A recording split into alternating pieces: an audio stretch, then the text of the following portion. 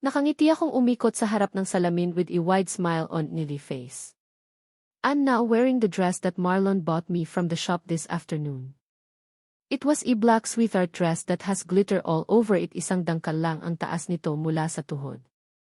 Mahigpit nitong yayakap ang kaseksihan ng katawan ko. From the house, Marlon brought me to a fine restaurant to have dinner. Pero sa halip na sa loob ng restaurant, hinatid kami ng waiter sa garden nito kung nasaan ang gazebo. Wow, it's so pretty, nakangiti kong sabi habang tinitingnan ang gazebo na punong-puno ng white and pink roses at mga ilaw-ilaw na design. May malaking puno sa magkabilang gilid ng gazebo at may dainty fountain pa sa likuran. String lights and vintage lamps are placed beautifully on the ground. Thank you, nakangiti kong sabi kay Marlon. Excited ko siyang tiningnan. Matapos niya akong ipaghila ng upuan, may binulong siya sa waiter bago ito umalis. Gumala ang paningin ko sa paligid. Kami lang talaga ang nandito. Pwede naman tayong mag-dinner na lang sa bahay. Ipagluluto kita ng favorite mo at I set up mo ang backyard. Didn't think of that. Natawa siya bago nakangiting tumingin sa paparating na waiter. Nakahanda na pala ang mga pagkain na si Marlon mismo ang order para sa amin. Matapos ilagay sa table ang mga food, tuluyan namin na solo ang garden ng restaurant. Thank you for bringing me here, Marlon. You really don't have to do this. But we should have done this 2 years ago, but your husband was a jerk. Ngayon na lang ako makakabawi sa iyo. Malungkot akong tumingin sa kanya dahil sa mga narinig. Kung kailan naman kami maghihiwalay, saka siya babawi. Alam kong napansin niya ang paglungkot ko dahil lumamlam din ang mga mata niya. Kahit bigyan ko pa ng chance si Marlon, anong kasiguraduhan na hindi na siya mambababae ulit? This is not a fairy tale or a novel with a happy ending at the end. Reality ito kung saan ang mga lalaki, kahit nangako pang magbabago, magluloko at magluloko pa rin. Can we forget about the past for tonight? I just want to make you happy at this moment. Kahit ngayon lang. Matagal ko siyang pinagmasdan sa mukha. He's still as handsome as the first time I saw him. Medyo na-guilty ako dahil halatang i-effort talaga siya. Huminga ako ng malalim bago pinilit na tumango. We started eating habang nag-uusap tungkol sa kahit na anong bagay. Para lang may mapag-usapan. Tawa ako ng tawa nang magkwento siya ng funny story about his secretary. Kung paano raw ito nawala noong first time nitong sumama sa kanya sa business trip sa ibang bansa. She got lost in the morning and we found her around 3 in the afternoon. She was crying hysterically but instead of comforting her, pinagalitan ko pa dahil isang buong araw ang nasayang kakahanap namin sa kanya. You're mean. Hindi mo na siya dapat na inaway. I wouldn't be Marlon Cordova for nothing, mahal. Ah, nga pala. You're the terror CEO of your company. Lahat takot sa iyo. Yeah, but that lion never left my side. Ilang beses ko siyang pinagalitan kahit wala siyang kasalanan, pinahiya ko sa harap ng ibang empleyado, at sadya ko siyang pinapahirapan kapag galit ako. But one thing I really like about her, she didn't leave me kahit gaano ako toxic. Natigilan ako bigla at mataman na napatingin sa kanya. He was smiling while telling me those stories. Kita ko ang admiration sa mga mata niya for his secretary. Even my own mother wasn't that patient with me. And when our rival company offered her bigger salary just to work with them, she declined their offer. Nasanay na raw siya sa akin at sa kumpanya ko, kaya mas pinili niyang manatili. Napalunok ako. Hindi ko alam na ang lalim pala ng connection nila ng sekretary niya. Naiinggit tuloy ako kay Leah. Maswerte siya dahil ganito ang tingin sa kanya ni Marlon. Wow! Napaka-loyal naman ni Leah. You're lucky to have her. Sandaling natigilan si Marlon nang makita ang reaksyon ng mukha ko. Tumikim siya matapos uminom ng wine. Yeah, I'm very lucky. Napainom din ako ng tubig nang makaramdam ng pagkirot sa puso. Maswerte ako sa kanya dahil isa siya sa mga dahilan kung bakit nagising ako sa katotohanan. If it weren't for her, hindi ko makikita kung gaano ako kagago para patuloy na saktan ang asawa ko. Mabilis na nag-init ang gilid ng mga mata ko sa narinig. Akala ko, sasabihin na niyang nagkagusto siya sa sekretary niya at handa na siyang iwan ako. Don't know, masyado lang siguro akong paranoid sa lahat ng nangyari. Sa lahat ng pinagdaanan ko dahil kay Marlon, pakiramdam ko, lahat ng babae, pwede siyang agawin mula sa akin. At magagawa nila iyon dahil ganoon siya noon. Womanizer. Malungkot niya akong pinagmasdan sa mukha. Maya-maya lang, natigilan ako nang yumuko siya at parang may hinahanap sa ilalim ng mesa. Mabilis kong pinahid ang luha sa gilid ng mga mata ko at pilit siyang tiningnan. Marlon? He didn't answer. Nagtaka na ako kaya bumaba ako sa sahig at itinaas ang tela ng mesa sa gawi ko. Nakaluhod akong gumapang sa ilalim. Are you okay? What are you doing here? Bulong ko nang makitang parang may hinahanap siya sa sahig. He raised his head and I was surprised to see the thing stuck between his lips. Sinenyasan niya akong kunin ang bagay na iyon, pero dahil sa gulat ay hindi ako nakakilos agad. Kinuha niya ang kamay ko at dinala sa mga labi niya. Para akong nakuryente nang mahawakan ang malalambot niyang mga labi. Mabilis kong kinuha ang singsing at binawi ang kamay ko. Marlon? Tuluyan siyang pumasok sa ilalim ng table para makalapit sa akin at mahalikan ako sa mga labi. Mary may again, saga. Mary may again, saga. Mabilis na nag-init ang gilid ng mga mata ko. Hindi ko alam kung anong isasagot kay Marlon. Basta nablangko na lang ang isip ko at hindi na nakapagsalita. He kissed me on the lips again and this time, I responded to his kisses. Ngayon lang hahayaan ko ang sarili ko. Ngayon lang. Hinila niya ako ng tuluyan sa ilalim ng table at maingat na inihiga pagkatapos ilatag ang hinubad niyang suit jacket sa sahig. Malamig ang gabi pero kakaibang init ang ipinalasap sa akin ni Marlon sa ilalim ng table. He started eating me down there while inserting 2 fingers inside his pancake.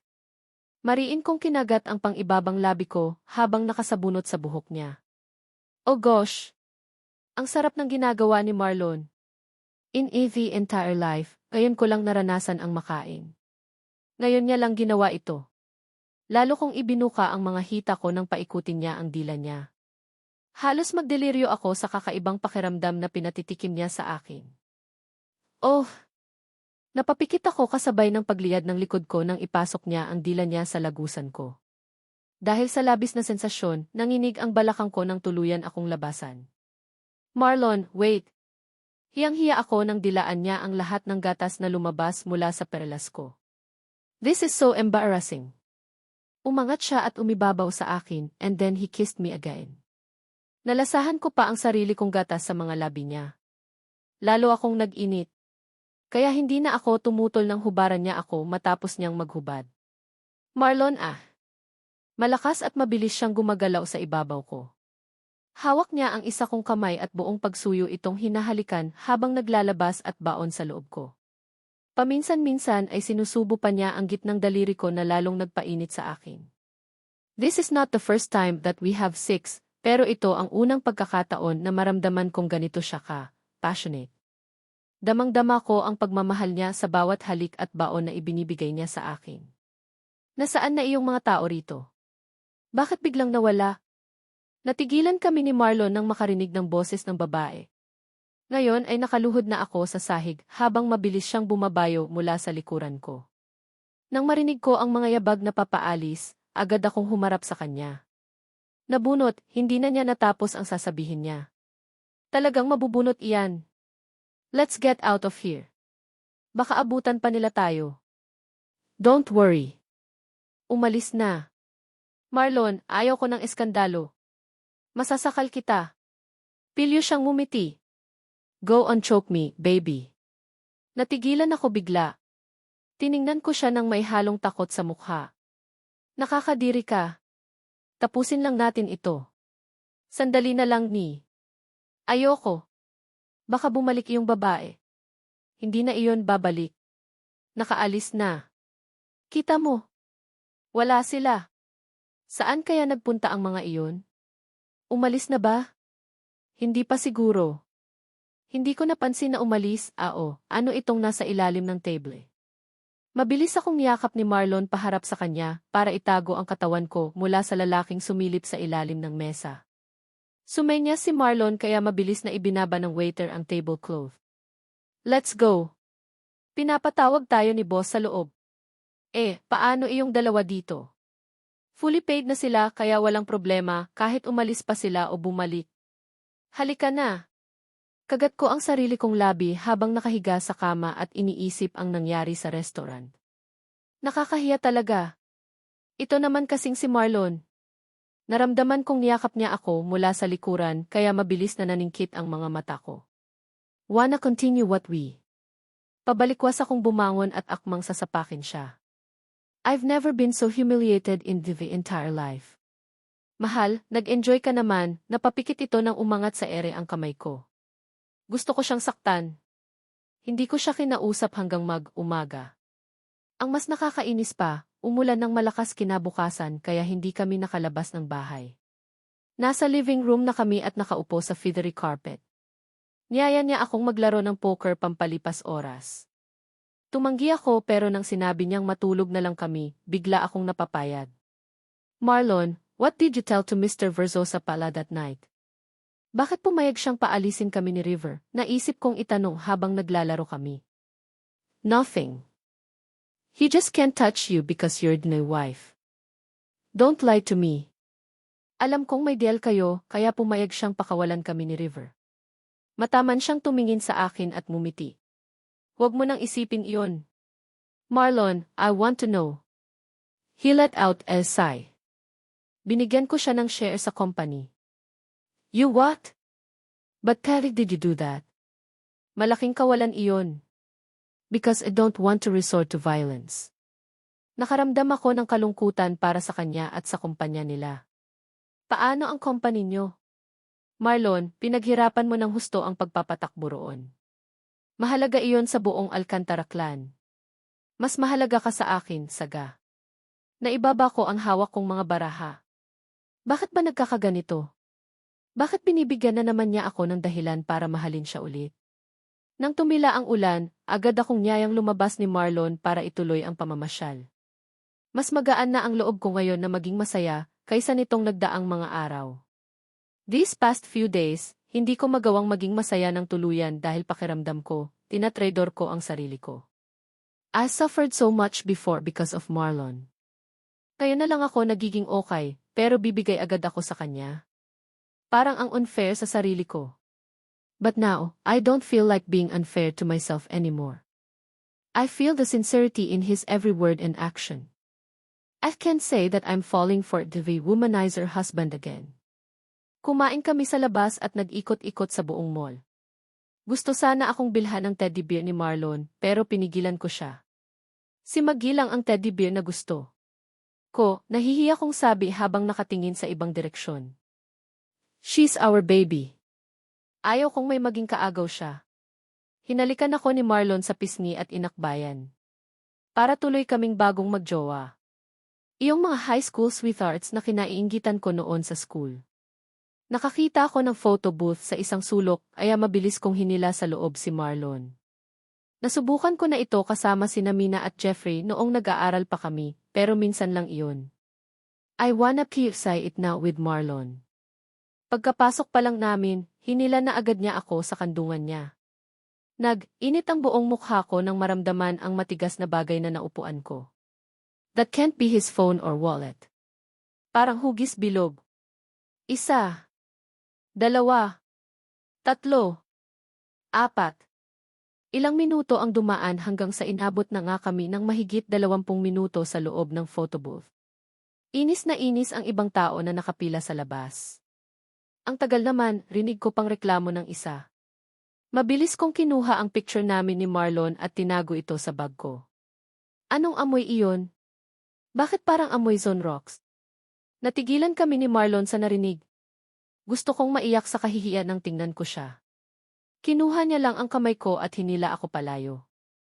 Halos maibula ko ang juice na iniinom ko nang makita ang ginagawa ni Marlon sa malawak na sala. What are you doing? What? Inosente niyang tanong. Alisin mo iyan dyan. But mahal. Marlon, ang halay. Paulit-ulit ko siyang hinampas sa braso niya. Hiyang-hiya na nga ako sa nangyari, ilalagay pa niya sa picture frame ang mga litratong kuha kanina sa picture booth. Inis kong tiningnan ang mga picture namin. Iyong una, nakasubsob ang mukha ni Marlon sa dibdib ko at subo ang monay ko. Iyong pangalawa, nakatingala ako at nakatirik ang mga mata habang nakapasok ang isa niyang kamay sa panty ko. Iyong pangatlo, kitang-kita ang mahaba, malaki at maugat niyang gosh. At hindi ko magawang tingnan ang apat na picture. Close up sa mukha ko habang kagat ko ang labi ko at nasa likuran si Marlon. Bakit mo ba kasi ginawa iyon? Ginusto mo naman. Nataranta ako bigla. Ano? Hindi I was against it. Hindi halata. Pinakita niya ulit sa akin ang mga picture. Sinubukan ko itong kunin mula sa kanya pero pilit niyang nilalayo. Sisirain ko itong mahalay na pictures na ito. Marlon, give it to me. No. Remembrance ko ito, please, ibigay mo sa akin. Akin na. Nagsimula akong magpaawa sa kanya. I looked at him with teary eyes and I even pouted to my lips. Matagal siyang natigilan habang nakatingin sa akin. Damn it, you look so fucking cute but I'm not gonna fall for that. Ninakawan niya ako ng isang halik sa mga labi bago mabilis na tumakbo papunta sa kwarto. Marlon. Matutulog na lang kami ni Marlon pero nagtatalo pa rin kami dahil sa walang kakwenta-kwentang bagay. Let go. Let go of his panty. Bakit ba ang kuri-kuripot mo? It's just panty. If you want, I'll buy you 1,000,000 panties. Just give me this one. Bumili ka na lang ng sa iyo. Bakit panty ko pa ang pinag-iinteresan mo? Because I can smell you from this. Napasinghap ako sa narinig. Excuse me. Amoy daw ni itong panty ko, no? Nabitiwan ko ang panty ko nang bigla niya akong nakawan ng halik sa labi. Mabilis niya itong pinasok sa maleta niya. Marlon, ibalik mo. Ano bang gagawin mo sa panty ko? Souvenir. Umawang ang mga labi ko sa gulat dahil sa nakuhang sagot. Nakasinghot ka ba ng rugby? Pinagsasabi mong souvenir. Anong akala mo sa Pachichiko, tourist spot? Yee. Anong yee? Ibalik mo iyan, malakas akong tumili nang bigla niya akong binuhat at hiniga sa kama. Marlon. Nakayakap na siya sa akin nang may ilabas siyang bagay mula sa drawer. Ano iyan? Bago mong wallet. Bibago kong wallet? Binuksan ko ito at nakita ang isang small pink wallet na may design ng silver bunny sa gilid. Nanlaki ang mga mata ko nang makita ang picture namin ni Marlon. Ako na mahimbing na natutulog at siya habang nagwawaki sa tabi ko. Katabi niya rin si Maggie. May wallet na ako. Itapon mo. Natawa ako bigla sa sinabi niya. Hinampas ko siya gamit ang wallet na bigay niya. May nilabas siyang isa pang wallet na kamukhang-kamukha ng wallet ko, pero kulay itim naman. Sa loob noon, picture din namin. Mas focus lang sa nahihimbing kong mukha ang kamera, habang nasa likuran siya. Thanks for coming here with me, Saga. Sobra mo akong pinasaya. You're welcome. Naging happy rin naman ako. Can't we stay like this forever? Natahimik ako sa tanong niyang iyon. Humarap ako sa kanya at ganoon din ang ginawa niya. Pinaunan niya ako sa braso niya at hinalikan ako sa noo. Natatakot ako, Marlon. Paano kung ngayon ka lang ganito? Paano kung pagkatapos ng ilang buwan o linggo, magsawa ka at maghanap ng iba? Humigpit ang yakap niya sa akin dahil sa mga sinabi ko. Bigyan mo lang ako ng isang pagkakataon, hinding-hindi na ulit kita sasaktan. Aalagaan kita at bubuo tayo ng malaking pamilya. Muli niya akong iisa noo. Gumanti ako ng yakap sa kanya. Mariin akong pumikit habang pinakikinggan ang malakas at mabilis na pagtibok ng kanyang puso. I think should tell him. I really should tell him about my pregnancy. Karapatan niyang malaman ang totoo. Bigla akong bumangon at mahigpit siyang hinawakan sa kamay.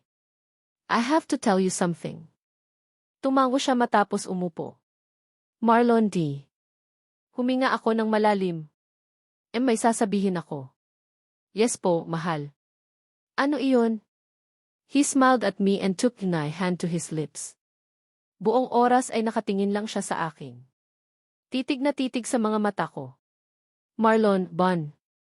Nabitin sa ere ang sinasabi ko nang biglang tumunog ang cellphone niya. Inabot niya ito sa ibabaw ng seditable. It's Mama. Umiti siya sa akin. Sasagutin ko lang sandali. Hindi na siya umalis sa tabi ko. Sinagot niya ang tawag habang hawak pa rin ang kamay ko. Mama, bakit? Nandito kami sa bahay niyo. Umuwi ka ngayon dito. But ma, kasama namin si Mina De Leon. You know this woman, right? Nagkatinginan kami ni Marlon sa pangalang binanggit ni Mama. Bigla akong napatingin sa drawer kung saan nakatago ang cellphone ko. Bakit nasa mansion si Mina? Anong ginagawa niya roon at kasama ang mama ni Marlon? Humigpit ang hawak ko sa kamay ni Saga nang makapasok kami sa malawak na sala ng mansion. Saga's parents, together with Mama and that woman Mina were all sitting on the couch in the receiving area waiting for us. Hindi pa man kami nakakalapit, mabilis nang tumayo at lumapit ang mommy ni Saga. Kinuha niya palayo sa akin ang asawa ko. Mommy, are you okay, Saga? Puno ng awa ang mga mata niya habang nakatingin sa mukha ng asawa ko. Malakas na tumambol ang dibdib ko dahil sa nakikita. Lele, is she acting that way? Mabilis akong tumingin kay Mina na taas noong tumingin sa akin. What are you doing here? Nagawa kong itanong sa kanya, kahit may idea na ako kung bakit siya nandito. She stood up and went straight to me. Ipinakita niya sa akin ang 3 pregnancy test kit, lahat ng ito ay may 2 pulang linya. Para akong binuhusan ng malamig na tubig. Hindi ko nagawang magsalita o maski kahit kumilos. Mula sa akin, Mina turned to Saga and let my wife see the kit on her hands. Buntis ako at si Marlon ang ama. Halos kapusin ako ng hangin nang makita kung paano namutla ang buong mukha ni Saga. Tutok na tutok ang paningin niya sa mga iye habang naningilid ang luha sa magkabilang pisngi. Hayop ka, dumagundong na parang kulog ang malakas na boses ng daddy ni Saga sa buong paligid. Nang mabaling dito ang paningin ko, pulang-pula na ang mukha niyang nagdidilim dahil sa galit. You asshole! Nilapitan niya ako at malakas na sinuntok sa mukha. Narinig ko ang sigaw ni Saga nang bumagsak ako sa sahig. Nalasahan ko ang dugo mula sa pumuntok kong labi. Daddy! Please, stop! Sergio, tama na. Huwag sa harap ng anak mo. Nag-angat ako ng mukha sa daddy ni Saga. Ngayon ko lang ito nakitang ganito kadilim ang mukha. Kung hindi lang ito hawak ni Saga at ng mommy niya, malamang ay napatay na ako nito. Paano mo nagawa ito sa anak namin? Pinagkatiwala ko siya sa iyo. Daddy. Tama na po. Itinuro ni Dad si Mina habang nanlilisik pa rin ang mga mata at nakatingin sa akin. That woman is pregnant. You impregnated her. All this time, niloloko mo lang ang anak ko. Dad. I tried to explain but he cut me off. Huwag mo akong tatawaging Dad. Wala ka ng karapatan. Pinagkatiwala namin sa iyo si Saga, pero ito lang ang gagawin mo sa anak namin. Sergio, let's go. Umalis na tayo rito. Pilit itong hinahatak ng mommy ni Saga. Mabilis na lumapit sa amin si Mama at pumagit na. Sergio, Elizabeth, I'm so sorry about this. Tatawagan ko kayo. No. Don't call us. Kami ang tatawag kung kailan namin gusto, sagot ng mommy ni Saga. O okay, I'll respect that. Let's go, Saga. Ilalayo ka na namin dito. Hinatak ni Dad si Saga sa braso pero mabilis kong nahawakan ang kamay ng asawa ko at agad na tumayo. No, no. Dad, don't take her away from me. Nilingon ako ni Saga. Halos madurog ang puso ko nang makita ang niya, punong-puno ng mga luha. Mukha nasasaktan. Lalong humigpit ang kapit ko sa kamay niya. Let go of early daughter. Dad. Ma. Please. Hindi niyo ito pwedeng gawin. Asawa ko si Saga. Hindi niyo siya pwedeng kunin sa akin. Ang kapal ng mukha mo.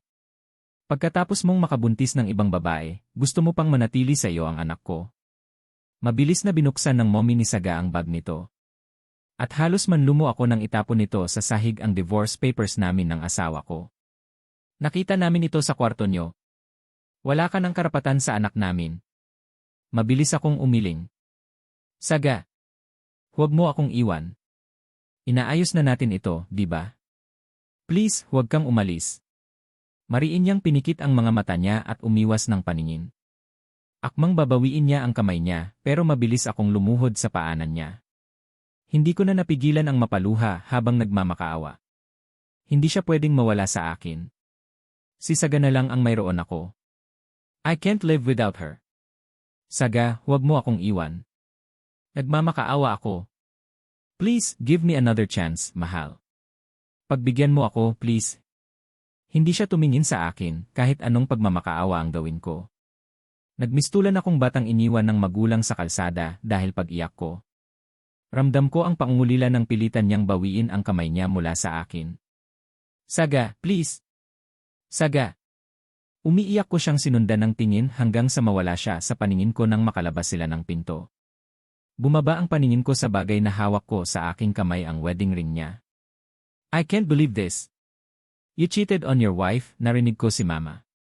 Hindi ko siya binigyan ng pansin.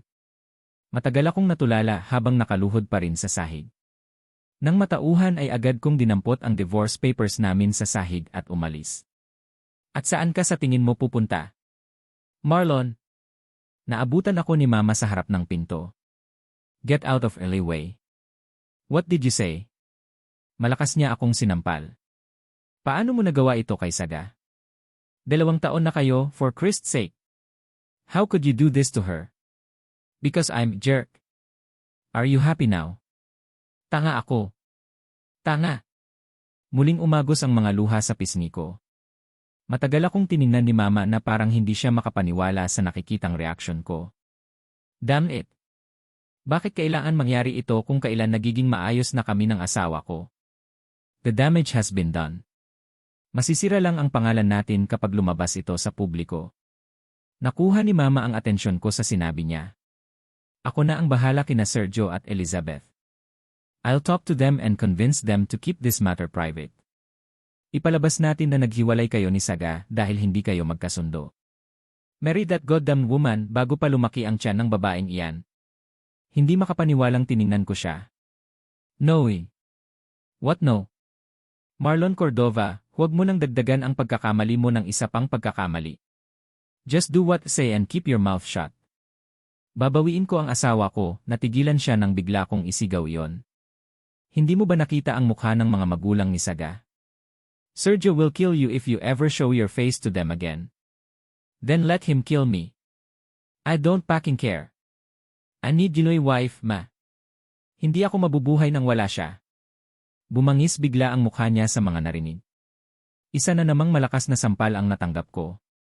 Kung mahal mo pala ng ganyan ang asawa mo, bakit mo pa siya niloko? Pagod akong tumawa bago umiling. Gago ako. Iyon lang iyon, Mama.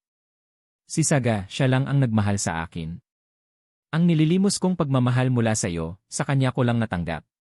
So, I'm not gonna let her go. Nilagpasan ko siya at lumapit sa pinto. Nang mabuksan ko ito, natigilan ako sa mga narinig mula sa bibig niya. Marlon, if you don't stop this nonsense, I swear, mawawalan ka ng mana. God. Really can't you be like you brother Marcos? Kung siya ang nandito. Do it. Take my inheritance away, I don't care. Anong sinabi mo? You don't care. How dare you? Alam ko naman, hindi mo talaga ako mahal, mana iniisip mong sa amin dalawa ni Marcos, ako na lang sana ang namatay. I don't know Viola, you never loved me. Bata pa lang ako, napapansin ko nang mas pabor ka kay Kuya Marcos. Mapakla akong tumawa. Hindi na ako maghahabol sa pagmamahal mo. You can fucking give it to your dead son. Mabilis akong lumabas ng mansion. Iniwan ko siyang nakatulala. Hindi pa ako nakakalabas ng gate, narinig ko ang boses ni Mina. Tinatawag ako. Marlon, let's talk. I didn't pay attention to her, but when she grabbed my arm, tuluyang sumabog ang galit ko. Marlon off. Marlon. Mahigpit ko siyang hinawakan sa leeg gamit lang ng isang kamay. I wanna kill her right this instance. Pero mas lalo kong hindi makukuha ang kapatawaran ni Saga kung nasa loob na ako ng kulungan. Mariin akong pumikit bago siya itinulak sa lupa. Paulit-ulit siyang umubo habang hawak ang leg niya. That thing inside you is not mine. If I don't get my wife back, I'm going to fucking kill you. Kanina pa ako nakatayo sa labas ng mataas na gate ng tirahan ni Saga, pero ni anino niya, ayaw ipakita sa akin ni Dad at Ma. Mula madaling araw hanggang ngayong alas 8 ng umaga ay nandito na ako. I've been trying to call her but she won't pick up. Maya-maya lang may dumating na isang motorbike.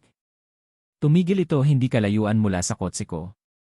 Nabaling agad sa driver noon ang paningin ko nang makilala kung sino ito. Marlon. Kumuyom ang mga kamao ko habang nakatingin kay River. Anong ginagawa mo rito? I'm here to visit Saga. Lumapit siya sa akin at bumuntong hininga. Hindi pa kita napapasalamatan sa mga ginawa mo. Hindi ako nagsalita. Nanatili akong tahimik habang nakatingin sa kanya ng masama. Ibinalik mo sa akin nang walang hinihinging kapalit ang apartment at shop. Niligtas mo rin ang buhay namin mula sa mga kamay ni Mr. Verzosa. I didn't do it for you. Tumango siya. Alam ko, but I still want to thank you. Nagbuga ako ng hangin bago tumingala sa mansyon ng mga Esperanza. Natigilan ako nang makitang bumukas ang front doors at lumabas si Saga. Nabuhayan ako ng loob nang makitang papalapit na siya sa gate. Saga. Anong ginagawa mo rito? Malamig niyang tanong nang matuon sa akin ang paningin. Let's talk. We don't have anything to talk about, oh. Actually, we do. Lumapit siya kay River. Sumikdo ang puso ko nang makitang pinulupot niya ang mga kamay niya sa braso nito. What are you doing, Saga? Pilit siyang umiti sa akin. Simula ngayon, ayaw ko nang pupunta ka rito. Huwag mo na rin akong tatawagan. I can't do that. You know I can't fucking do that. Hiwalay na tayo, Marlon. Tapos na sa atin ang lahat. We're over. We're not. Kahit maikling panahon lang, naramdaman ko, Saga. Naramdaman ko sa mga hawak at halik mo. Kung paano mo ako tinanggap ng ilang ulit kung paano mo sambitin ang pangalan ko habang gumagalaw ako sa ibabaw mo. Hindi pa tapos sa atin ang lahat. Natigilan siya at pinamulahan ng mga pisngi. Nakita ko kung paano siya tingnan ni River na parang hindi ito makapaniwala sa narinig. Umiti ako. You're still mine ang katawan at puso mo, ako pa rin ang nagmamay-ari. Stop. Just stop it. Nagsusumamo akong lumapit sa kanya. Marahan kong hinawakan ang kamay niya na para bang isa siyang babasagin na bagay. Come back to me, Saga. Inilingan niya ako. Wala man lang pag-alinlangan. No. I can't. Kung si Mina ang dahilan, don't worry about her. Hindi akin ang dinadala niya. Paano mo nasisiguro? Ilang ulit may nangyari sa inyo? I'm 100% sure that baby's not mine. Papatunayan ko iyon sa'yo. Tama na. Marahas niyang binawi ang kanyang kamay. Tumigil ka na, Marlon. Hindi na pwede. Hindi na tayo pwede. Bakit mo ba sinasabi yan? Mahal, just come with me. Umalis na tayo rito. Magiging masaya tayo. Pangako, pasasayahin kita sa bawat segundo na magkasama tayo. Nangilid ang luha sa mga pisngi niya na mabilis niya rin pinahid gamit ang likod ng mga kamay. Please, Ning. I'm sorry, Marlon. Napapikit siyang umiling. Hindi na kita mahal. Agad akong umiling. You expect me to believe that. I know you're lying. Hindi na nga kita mahal. At sinong mahal mo? Itong lalaking ito.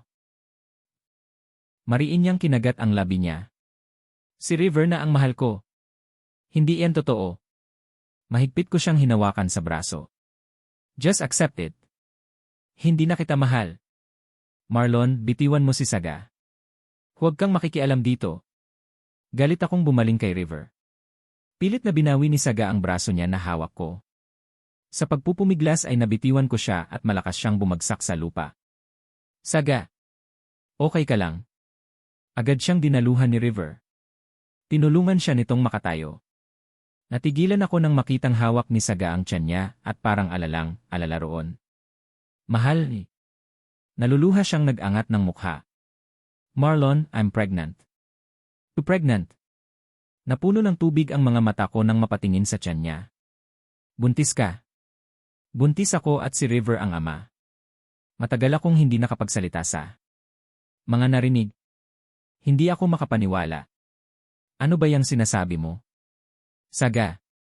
Si River ang ama ng batang dinadala ko. Hindi mo magagawa sa akin yon. Hindi ka ganoon, Saga. Well, here it is. Nagawa ko na. Nagbunga na ang relasyon namin. Pilit niyang hinahayag sa akin ang tiyan niya na para bang gustong-gusto niya akong maniwala. Maraming ulit akong umiling. You can't do that to me, Saga. I know you. Nagmamakaawa ko siyang tiningnan sa mga mata. Alam kong mahal pa niya ako. Nararamdaman ko iyon. Kaya imposibleng maging anak ng iba ang batang dinadala niya. Akin ang batang iyan. Nararamdaman kong akin yan. Just accept it, Marlon, please. Hindi sa'yo ito. Kay River ang batang ito. If you want, we can have a DNA test. Laglag ang mga balikat ko sa narinig.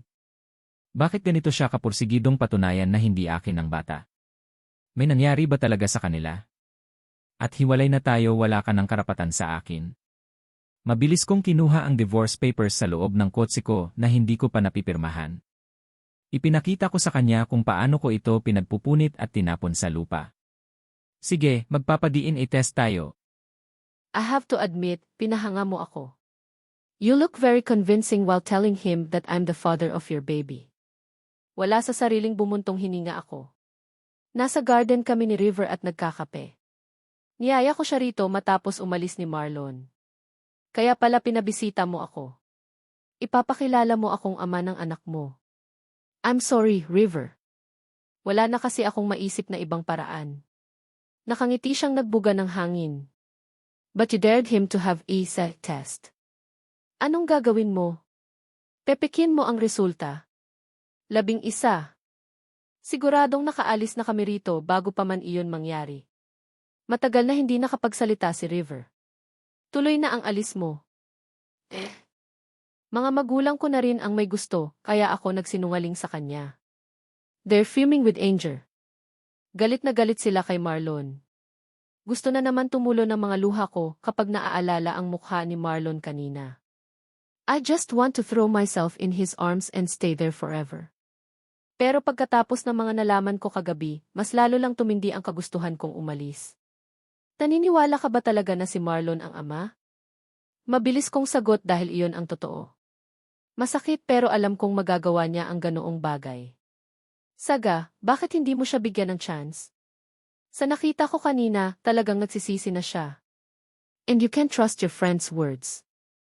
She betrayed you. But no, he got that woman. Pregnant. I know it. Marlon was so sure the baby wasn't his. Paano kung nagsasabi siya ng totoo? Bakit mo ba siya kinakampihan? Malungkot niya akong inisyan. Kasi nakikita kong mahal niyo pa ang isa't isa. Ilang araw na ang lumilipas mula nang sabihin sa akin ni Saga na buntis siya sa ibang lalaki. Damn it! Hindi ko matanggap. Nararamdaman kong akin ang batang dinadala niya, pero bakit pinagpipilitan niyang hindi akin ang bata? Sa loob ng ilang araw, wala akong ibang ginawa kundi maghintay sa labas ng bahay nila. Wala akong pakialam kahit ipagtabuyan pa ako ng mga magulang niya, pero hindi ako susuko. Araw-araw ko siyang susuyuin hanggang sa mabawi ko ang pagmamahal at tiwala niya sa akin. Nakaupo ako sa pinakadulong metal stool sa harap ng bar counter. Tuwing gabi pagkagaling kina Saga ay nagpupunta ako sa mga bar para maglasing. Tangina! Malapit ko na siyang mabawi. Alam kong malapit nang bumalik sa akin si Saga noong nasa probinsya kami, but because of that stupid woman, mas lalong napalayo sa akin ang asawa ko. Nang makaubos ng halos kalahating bote ng alak, nag-iwan ako ng ilang libong piso sa bar counter. Paalis na ako nang may mabungga akong isang grupo ng mga lalaki. Hoy! Hindi ka man lang ba sorry. Hindi ko ito binigyan ng pansin kaya sumunod siya sa akin at marahan akong pinaharap sa kanila. There were 5 of them and their women. Bastos ka Ikaw na nga ang hindi ko na siya pinatapos na magsalita at agad nang binigyan ng suntok sa mukha. Bumagsak siya sa sahig. Dahil sa ginawa ko ay biglang sumugod ang mga kasamahan nito. Ilang segundo akong nakipagpalitan ng suntok bago bumagsak sa malamig na semento nang hampasin ako ng isa sa kanila ng bote sa ulo. Tarantado ka. Ikaw pa ang matapang, nag-iisa ka lang. Akmang tatadyakan ako nung isang lalaki, pero biglang may dumating at sinuntok ito sa mukha. I thought it was one of Ross, but when he turned around to face me, natigilan ako nang makita si River. Inabot niya ang kamay niya para matulungan akong tumayo na tinanggap ko naman. Kung hindi pa kami inawat ng maraming bouncers, hindi kami titigil sa pakikipagsuntukan sa mga lalaki. Ang lakas din ng loob mong makipagsuntukan sa club. Nag-iisa ka, 5 sila. I can take care of them yila myself. Kaya pala nakahiga ka na sa semento kanina at naghihintay na lang na mabugbog. Pumasok kami sa malawak na kusina. Kumuha ako ng 2 bote ng mamahalin at malakas na alak. Binigay ko sa kanya ang isa at agad na nilagok ang laman ng hawak ko. Wala ka na bang ibang gagawin kundi uminom? Wala kang pakialam. Sa gilid ng mata ko, nakita ko siyang umiiling. This is her, she won't give you another chance. Masyado kang disturbed. Kaya ba kuhang-kuha mo ang tiwala niya? What are you doing in that packing club, anyway? You're supposed to be with her. Ilan sandali siyang natigilan matapos uminom ng alak. Kahit gustuhin ko pa, hindi pwede dahil hindi naman ako ang kailangan niya. Tumalim ang mga mata ko. You got the wife pregnant, you packer. Para akong bulkan na nagbabantang sumabog nang maisip na may nangyari sa kanila ng asawa ko. Asawa ko. That was my packing wife. How could he touched her? I know my wife can't do that to me. She's too pure to do something like that. Pero kahit alam kong hindi niya magagawa yon, maisip pa lang ito na nangyayari ay nababaliw na ako sa galit at selos. Malakas kong tinapon ang boteng. Hawak ko at tumayo. Palabas na ako ng kitchen nang muli siyang magsalita na ikinatigil ko. Paalis na si Saga bukas. Mabilis ko siyang nilingon. Paalis? Anong ibig mong sabihing paalis? Saan siya pupunta? New York. She'll stay there for good. What? Wala sa sariling umiling ako. She can't do that. Pumunta ako sa club kanina dahil nalaman kong nandoon ka. Sinadya kitang puntahan para sabihin ito. Matagal niya akong tiningnan. Sa ilang segundo, nakita kong nagdalawang isip pa siya. Pero makaraan ng ilang sandali, pinili niyang sabihin sa akin ang totoo. If you really love her, do everything to make her stay. I'm not the father of the baby. Alam ko. Then stop her. Bawiin mo siya, Marlon. Bawiin mo ang asawa't anak mo. Tanaw ko mula sa pinagkukublihan ko ang mga magulang ni Saga habang nagpapaalam ang mga ito sa kanya. Nakasuot ako ng black cap at leather jacket. Hinihintay kong makaalis sina Dad at Ma para malapitan ko ang asawa ko. I can't believe she's really leaving me. Aalis siya ng Pilipinas at mananatili na sa ibang bansa malayo sa akin. Isipin pa lang iyon ay naghihirap na ang loob ko. Parang akong mababaliw na ewan. Nang makitang kumaway na ang mga magulang ni Saga at naglakad ang mga ito palayo, mabilis ko siyang nilapitan. Saga. Natigilan siya at napalingon sa akin. Yen. Marlon. Inalis ko ang suot kong cap at tinapon ito. Namilog agad ang mga mata niya sa takot nang makita ako. Where do you think you're going? Bulong ko nang makalapit sa kanya. Marlon, really are you here? How did you know I'm here? You can't run away from me, mahal. You're mine. Bago pa man siya makapagsalita, mabilis ko siyang pinasan sa balikat ko na parang sako. Halos mabingi ako nang magsimula siyang tumili. Damn! Ang tilis ng boses niya. Nilapitan kami ng ibang tao at akmang pipigilan, pero nang ipakita ko sa kanila ang isi ko at nalaman nila kung sino ako, agad silang dumistansya. Help! Help me, people! He's kidnapping me. Help! Huwag kayong makikialam. This woman is my wife. Pinalo ko siya sa puwet na ikinatili niya. Hoy! Ano bang sinasabi mo? Hiwalay na tayo. Ibaba mo. Natigilan si Saga nang makalabas kami ng airport at nakalapit sa sasakyan ko. Nakita niya ang lalaking naghihintay sa amin sa tabi ng kotse. River? Anong ginagawa mo? River was waiting for us outside. Ito pa ang nagbukas ng pintuan ng sasakyan para sa amin. I'm sorry, Saga. Anong sorry? Help me get down. River. Wala siyang nagawa nang ipasok ko siya sa kotse at nilock ang pinto. Nagkatanguan pa kami ni River bago ako pumasok ng sasakyan ko at pinaharurot ito palayo. Ano ba itong ginagawa mo? Marlon, itigil mo ito. Ngayon na. Pinaghahampas niya ako sa braso. Hindi pa ba halata? Dinudukot ka. Marlon, anong gagawin natin sa cruise ship na ito? Magha-honeymoon. Napatili siya nang bigla akong maghubad sa harap niya.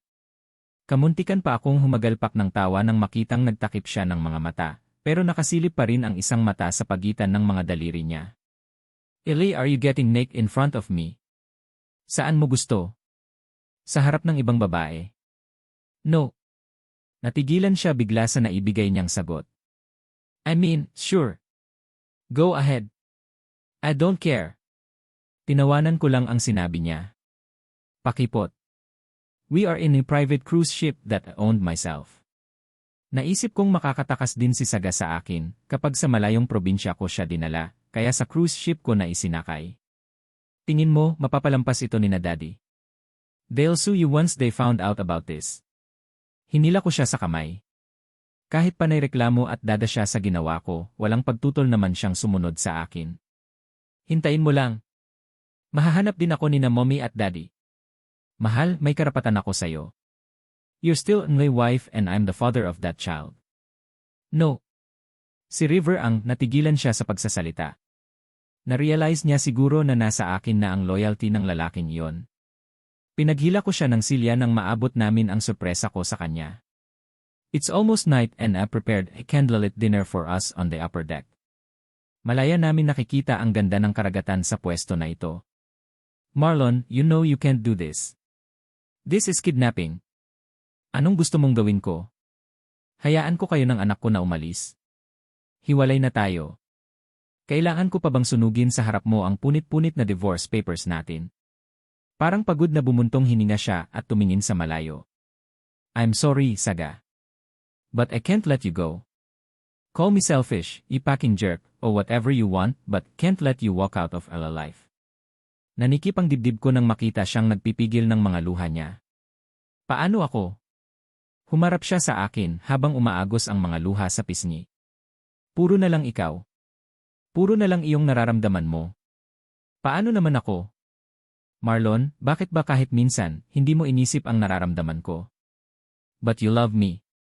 Is that enough to stay in this toxic marriage? Kahit sabihin pang mahal kita, masaya pa rin ba ako?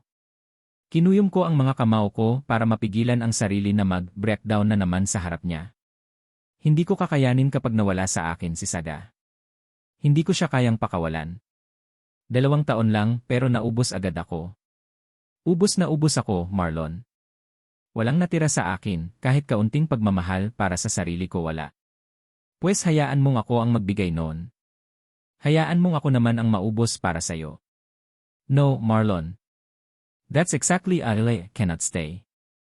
Kung magpapatuloy tayo sa ganitong mindset, pareho tayong mauubos. Ilang beses akong lumunok. Para akong kinakapos ng hangin. Sinasabi mo bang pakawalan kita? Nahayaan kong umalis ka. Inis akong tumawa. Hindi ko napigilan ang hindi damputin at itapon ang bagay na pinakamalapit sa kamay ko. Nabasag ang wine glass nang tumama iyon sa sahig. Hindi ko maintindihan, Saga. Bakit ngayon pa? Kung kailan kaya ko nang magpakatotoo sa nararamdaman ko. Bakit ngayon mo pa gustong umalis? Mabilis niyang pinahid ang mga luha niya at mumiti sa akin. Let's change the question, Marlon. Bakit ngayon lang? Bakit ngayon ka lang nagkaganito kung kailan pagod na ako at gusto kong sarili ko naman ang mahalin ko?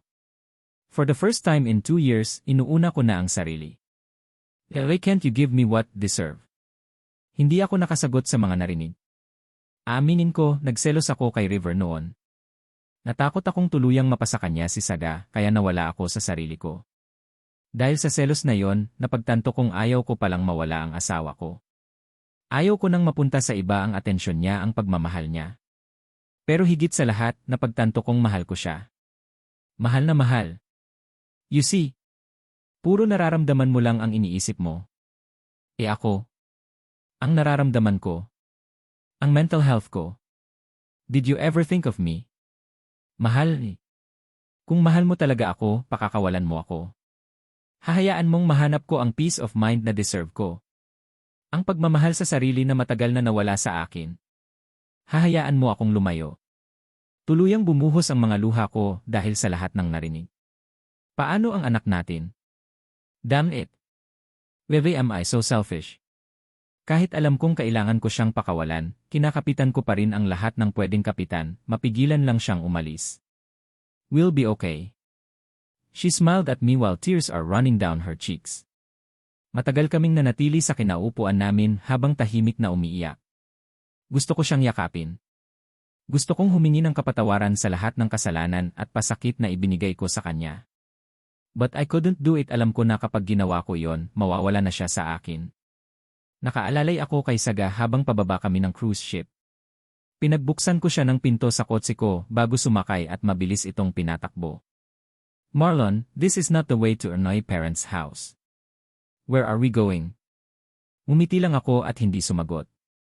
Makalipas ang ilang oras, tumigil ang sasakyan ko sa harap ng airport. Hawak ko ang kamay niya nang pumasok kami sa loob. May lumapit sa amin na lalaki at ibinigay ang tiket na pinahanda ko. Marlon, mababa at puno ng pag-aalala ang tinig niya. Inilagay ko sa palad niya ang tiket papuntang New York. Mataman kong tinitigan ang namamasa niyang mga mata. Just promise me you'll take care of yourself and the baby. Okay. Matagal niya akong tiningnan. Tuluyang umagos ang mga luha sa pisngi niya nang tanguan ako. I love you so much. I kissed her on the forehead and hugged her. Bawat patak ng oras ay mas lalong humihigpit ang pagkakayakap ko sa kanya. This is it. Mawawala na sa akin ang mahal ko, ang tanging babaeng nagbigay ng pagmamahal at pag-aalaga na matagal kong inasam-asam na maramdaman. I'm going to lose her and it's all because of me. Nang kumalas ako sa pagkakayakap sa kanya ay pareho na kaming umiiyak pero pinilit kong itago ito. Pak! Kung alam ko lang na ganito kasakit, sana noon pa, inalagaan ko na siya at pinagsilbihan araw-araw na magkasama kami. I wiped her tears away and forced a smile. Aayusin ko ang sarili ko hanggang sa maging karapat-dapat na ako para sa inyo ng baby natin. Promise. Tuluyan akong tumalikod at naglakad palayo pero narinig ko muli ang mahina ngunit malambing niyang boses. We will wait for you. Sir, katatapos lang po ng meeting niyo and it's already 12 noon. You need to eat. I don't have time for lunch, Leia. But you should eat. Humabol ka na lang pagkatapos mo. 11. But, sir, kanina pa kayo nagtatrabaho. I cut her words and immediately hopped into my car. Mula sa Dawson Hotel, dumiretso ako sa isang beach resort kung saan nag-stay ang isa sa mga major investors namin. I got straight to business and we agreed on deal. Matapos nitong pumirma sa isang agreement, umalis ako at nagpunta naman sa A department store. Nakipag-usap ako sa CEO nila para isarado ang deal na ilang linggo na rin namin pinag-uusapan. Either the way, Mr. Cordova, I'm getting married.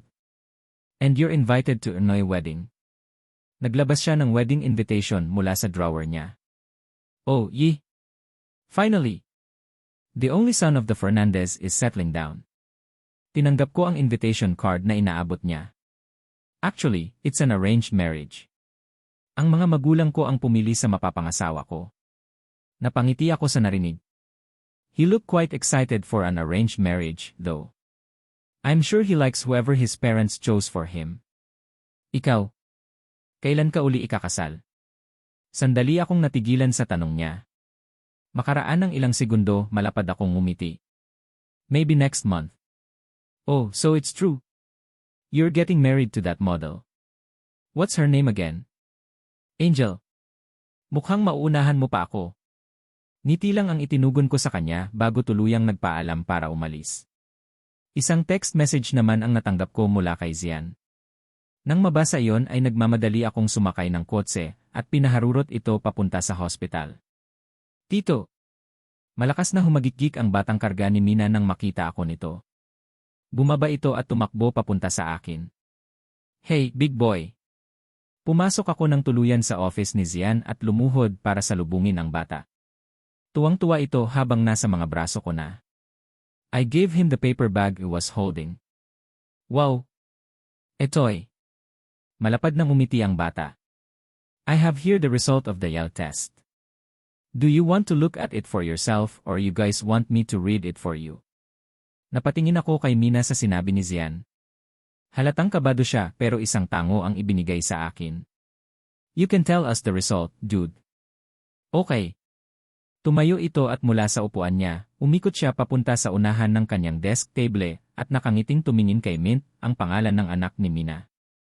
Binuksan ni Zian ang envelope at kinuha ang mga papel sa loob. Tumingin muna ito sa amin. It's 99.9% positive. Nagkatinginan kami ni Mina sa narinig. Napalitan ng matinding kasiyahan ang lungkot at kabang nababanaag ko sa mukha niya. Thank you, Dos. Kinuha niya ang ENA test result at siya mismo ang tumingin dito. Lumabas na kami ng hospital at pinapasok ko sila sa kotse ko. Tahimik ko itong pinatakbo palayo. Makalipas ang mahigit kalahating oras, narating namin ang isang bahay. Thank you, Marlon. Salamat talaga. You don't have to thank me. Nangako akong tutulungan ko kayo. Umiti siya sa akin bago lumabas ng kotse. Kabado siyang nag-doorbell sa gate. Ako naman ay kumaway muna kay Mint bago muling pinaandar ang sasakyan ko. I called my secretary after check the time. Ilan pa ang natitira? You have one meeting left to attend, sir. Kaninong meeting? It's almost 2 in the afternoon, Laya. Elifiance is gonna be here. Actually, sir, it's a meeting with your mother. Natigilan ako sa narinig. Tinext niya sa akin ang address at agad ko itong pinuntahan. Tumigil ang sasakyan ko sa isang private cemetery. Mama. Mula sa puntod ni Kuya Marcus at Papa, nilingon niya ako. Agad na sumilay ang ngiti sa mga labi niya. I thought you wouldn't make it. Humalik ako sa pisngi niya bago tiningnan ang mga pangalan ni Kuya Marcus at ni Papa sa lapida. Ilang taon na rin mula nang iwan nila tayo.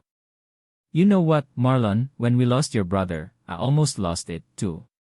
Akala ko, mawawala na ako sa katinuan nang mawalan ako ng anak ng dahil sa mga kaaway namin sa negosyo.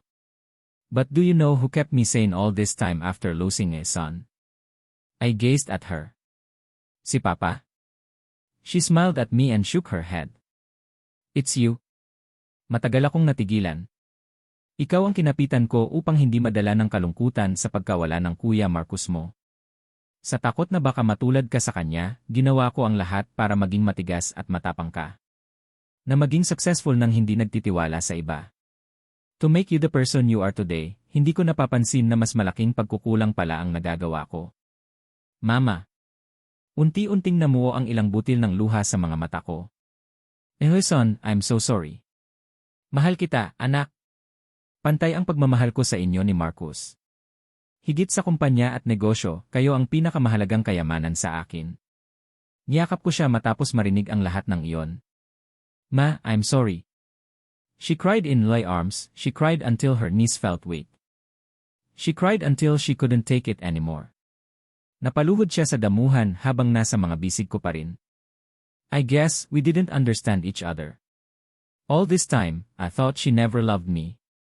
But she did for me. Para protektahan ako, naging matigas siyang ina. Are you going somewhere? Hinatid ko si Mama sa mansion pero hindi ako pumasok sa loob. To the airport. Susunduin ko ang fiance ko. Oh, you mean, Angel? Nakangiti akong tumango sa kanya. Good luck, son. I kissed her on the cheek before driving off to the airport. Saktong dumating ako pagpatak ng 2:30 ng hapon.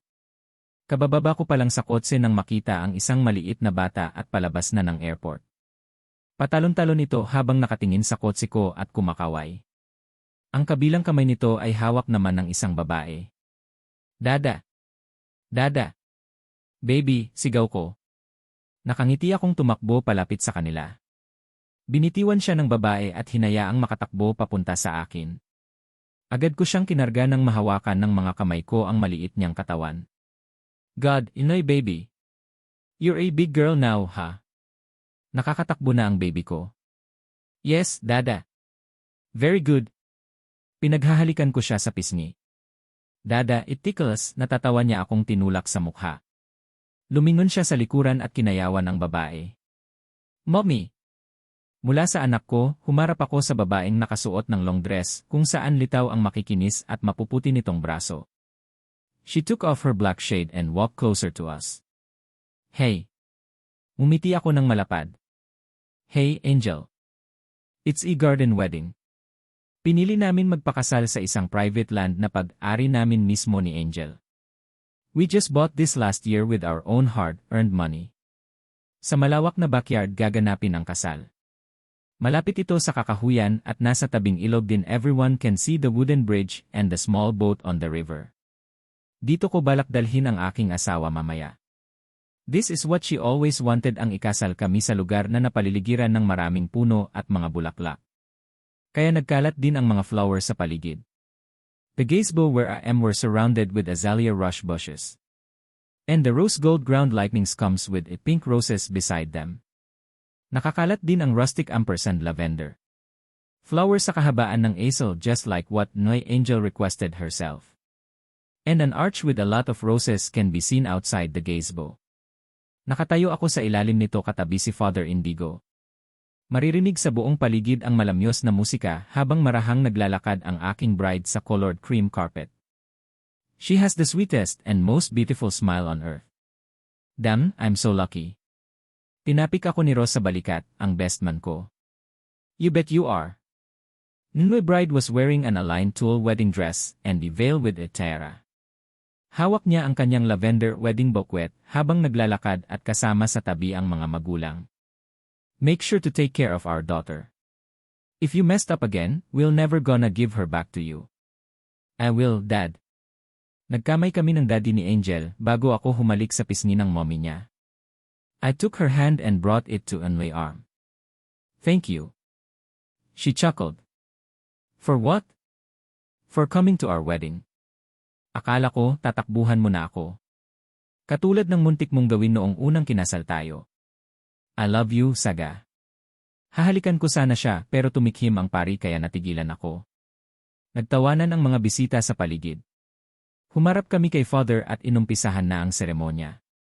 Do you Marlon Cordova take Angel Saga Esperanza as your wife? Makahulugan akong tiningnan ni Father Indigo. I do, Father. Always. Do you Angel Saga Esperanza take Marlon Cordova as your husband? Malakas na kumakabog ang dibdib ko habang hinihintay ang sagot ni Angel. Dumoble ang tibok nito nang hindi siya sumagot makalipas ang ilang minuto. Nilingon niya ang anak namin si Maggie. She giggled and smiled at us. Kumaway pa ito na ikinatawa ni Angel. Of course, I do, Father. Nakahina ako ng maluwag. Pak. Kailangan ko yata ng oxygen. Natawa si Father at ang mga bisita sa reaction ko. With the power vested in me, I now pronounce you husband and wife again. You may now kiss your bride. Ngumiti ako ng malapad at itinaas ang belong tumatakip sa mukha ng asawa ko. Lalong lumaki ang ngiti sa mga labi ko nang mas mapagmasdan ang maamo niyang mukha. I love you, Saga. Always and forever. I love you, too. Forever and ever. I cupped her cheeks and gave her a kiss on the forehead before finally kissing her on the lips. Naghiyawan ang mga tao nang halikan ko siya na nagtagal ng ilang minuto bago bumitiw. Humarap kami sa lahat at itinaas ang mga kamay namin kung nasaan ang aming wedding ring. Our parents applauded, together with LA friends and their wives. Sa kabilang banda ng table, naroon din si Mina, ang anak niyang si Mint, at ang lalaking ama ng anak niya si Jeffrey. The two of them had a one-night stand when they were both drunk.